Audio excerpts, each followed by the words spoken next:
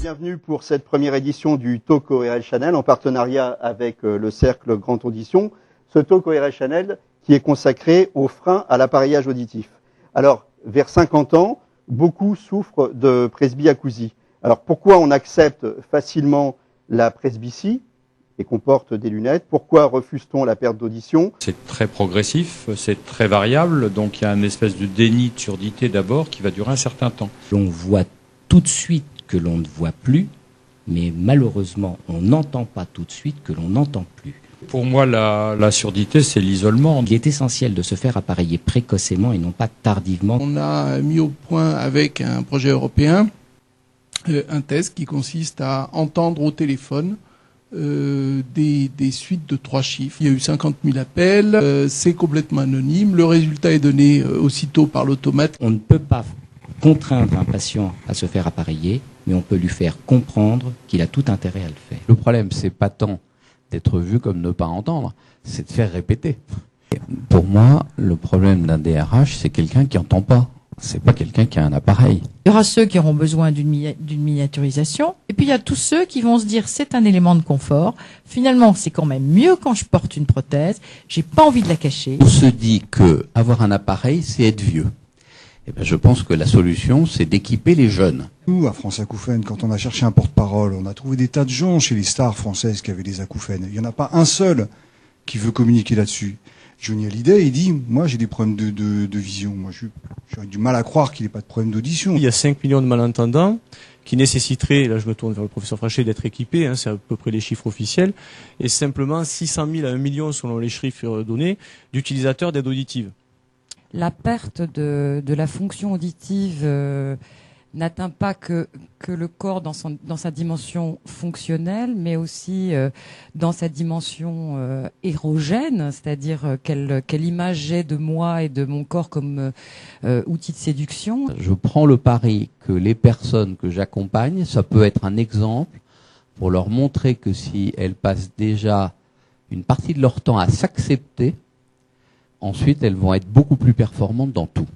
C'est plus facile avec l'âge, parce que c'est plus normal d'être malentendant avec l'âge. Si au fond il y a une acceptation et une meilleure image de la prise en compte du handicap, qui est je réagis donc c'est dynamique, c'est du progrès, pourquoi ne pas jouer la carte de quelque chose qui serait presque un élément d'appréciation, enfin de esthétique. Il y a des freins psychologiques liés à l'esthétique, mais il y a aussi le prix qui y joue. Alors le prix à bon dos.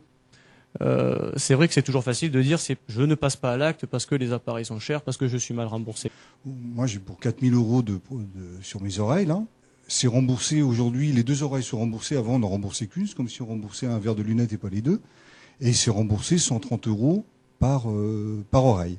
Le principal frein, c'est le prix. Et même plus exactement que le prix, c'est ce qu'on appelle le reste à charge. Et j'en veux pour preuve les résultats d'une étude. Cette étude a montré quelque chose d'assez spectaculaire. Si on fait l'hypothèse qu'il y a à peu près 6% de la population des pays européens qui pourraient être appareillés, et si on regarde le nombre de personnes effectivement appareillées, on s'aperçoit que 80% des personnes qui bénéficieraient d'un appareil sont appareillés en Angleterre, 65% en Suède, 50% en Allemagne et 27% en Italie et probablement moins de 15% en Espagne. Quand on regarde le reste à charge, en Angleterre, ça ne coûte rien. C'est-à-dire que l'appareillage, le suivi, etc., c'est gratuit, totalement gratuit. En Suède, ça coûte, je ne sais pas, une dizaine ou une quinzaine d'euros. En Italie, le reste à charge est beaucoup plus important. Et en Espagne, il n'y a pas d'aide, à l'exception des enfants. Donc on s'aperçoit que c'est probablement là le facteur déterminant. Si les gens sont en situation de précarité, évidemment, tout change. Il y a des effets seuils qui sont intolérables. C'est-à-dire avant 20 ans, c'est pris en charge, après 20 ans, c'est plus pris en charge. Vous avez la CMU parce que vous avez en dessous le SMIC.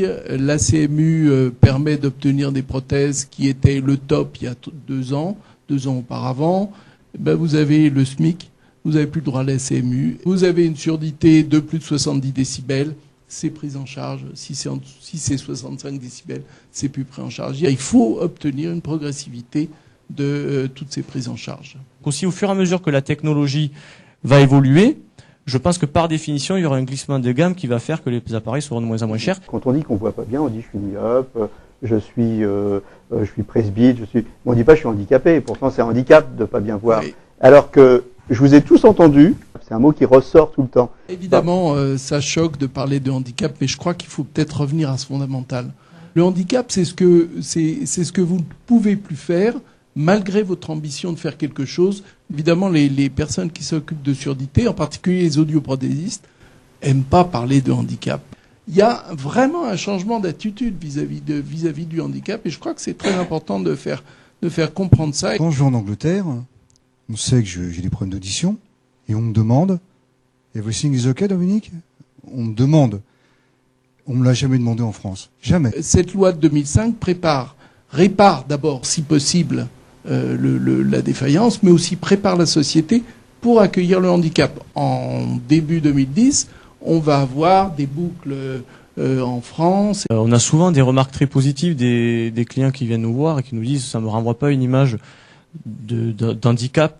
On a développé aussi un concept de lunettes auditives. Ça devient un acte où il y a du désir. Ça permet d'avoir à un moment donné de pouvoir exprimer sa personnalité. La prothèse, en tout cas, mérite d'être essayée. Parce qu'on connaît tous les inconvénients de la prothèse, tout le monde les connaît, ça coûte cher, c'est pas beau, ça fait vieux, etc., etc. Le seul bénéfice, c'est le bénéfice qu'il faut tester. Si aujourd'hui on a l'impression qu'on a besoin d'entendre à 45, et à mon avis tous les jeunes qui ont des appareils musicaux dans les oreilles, ils vont trinquer très très tôt. Petit à petit, on va s'y faire. On s'habituera comme les lunettes, quoi. À nous de sortir d'un langage de médecin malade. Peut-être que les opticiens, les ophtalmos plutôt, ont trouvé ce langage. On utilise des lunettes parce qu'on en a besoin. On prend une prothèse parce qu'on en a besoin. Eh ben, moi, je trouve que c'est plus facile de se vanter de mettre un appareil pour écouter que d'avoir besoin de Viagra pour le reste. Le handicap, il faut expliquer qu'il ne se remarque que s'il n'est pas corrigé. Depuis que j'ai franchi ce pas, ma vie a complètement changé. Donc, quand même, pour écouter les autres, être à la hauteur, c'est bien. Et ensuite, je pense que je sais effectivement maintenant expliquer aux personnes qui ont ce genre de problématique ce qu'elles vont gagner par rapport à ce qu'elles croient qu'elles vont perdre. J'aurais pas de prothèse aujourd'hui, je pourrais pas mener la vie que je mène. Moi, vraiment, ça m'a sauvé la vie.